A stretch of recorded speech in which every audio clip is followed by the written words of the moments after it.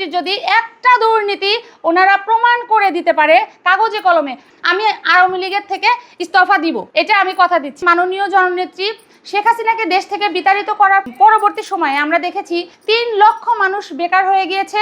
যত আওয়ামী লীগের যত মানুষের বিজনেস প্রতিষ্ঠান, ব্যবসায়িক প্রতিষ্ঠান ছিল, বিভিন্ন কারখানা ছিল, সেগুলো কিন্তু তারা দখলে নিয়েছে, লুটপাট করেছে, ভাঙচুর করেছে।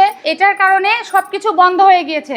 বন্ধ হয়ে যাওয়ার কারণে লক্ষ লক্ষ মানুষ আজকে বেকার। এখন একটা দল আছে যাদেরকে আপনি দেশের সার্বিক বিষয় নিয়ে কথা বলতে গেলে, প্রশ্ন করতে গেলে, আপনি যখন বলবেন যে 3 লাখ মানুষ বেকার হয়েছে এটা নিয়ে কথা বলতে যাবেন, যখন আপনি দেশের এই অর্থনৈতিক শোচনীয় অবস্থা নিয়ে কথা বলতে যাবেন, তখন ওনারা আপনাকে যুক্তি দেখিয়ে ধর্মের দিকে নিয়ে যাবে।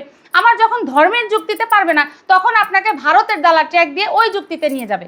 এটা হলো একটা দলের কাহিনী। আর আরেকটা দল যেটা আছে, প্রধানমন্ত্রী দেশ থেকে বিতাড়িত হওয়ার পরে আমরা সাধারণ জনগণ যারা আছেন তারা ভেবেছিল হয়তো দেশকে আরও উন্নয়নশীলে নিয়ে যাবে, হয়তো দেশকে পরিবর্তন করে, শিক্ষা ব্যবস্থাকে পরিবর্তন করে, অর্থনৈতিককে পরিবর্তন করে তারা অনেক উপরে নিয়ে যাবে। কারণ তারা তো জননেত্রী শেখ হাসিনার বিরুদ্ধে প্রতিনিয়ত মিথ্যা একটা রটনা রটিয়েছিল।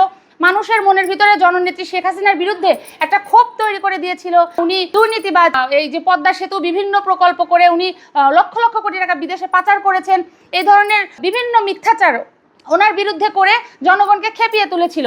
অথচ আমি একজন আওয়ামী লীগের ক্ষুদ্র কর্মী হয়ে আজকে চ্যালেঞ্জ দিচ্ছি গণমাধ্যমের মাধ্যমে যে আমার নেত্রীর যদি একটা দুর্নীতি ওনারা প্রমাণ করে দিতে পারে কাগজে কলমে, আমি এই রাজনীতি থেকে, এই আওয়ামী লীগের ক্ষুদ্র কর্মী হিসাবে আমি আওয়ামী লীগের থেকে ইস্তফা দিব, এটা আমি কথা দিচ্ছি। ওনারা কতটা নিকৃষ্ট এবং নিচু মন মানসিকতার, যখন দেখলেন যে মাননীয় প্রধানমন্ত্রীর তো কোনো দুর্নীতি নেই, তখন ওনারা কি করলেন, তার গোল্ড লকারে আছে সেইটা দেখিয়ে একটা দুর্নীতির ওনারা নাটক সাজালেন। যখনই আমার নেত্রী তো অনেক মেধাবী, ওনার মেধার সাথে তো এইসব রাজনৈতিক তো বেল নাই, তো আমার নেত্রী যখন বললেন যে ঠিক আছে আমার গহনাগুলা তোমরা ওই যারা পুড়ে গেছে বস্তি, সেই বস্তিবাসীদেরকে দান করে দাও, তখন তারা আবার সেটা থেকে চুপসে চলে গেল, ধামাচাপা দিয়ে গেল।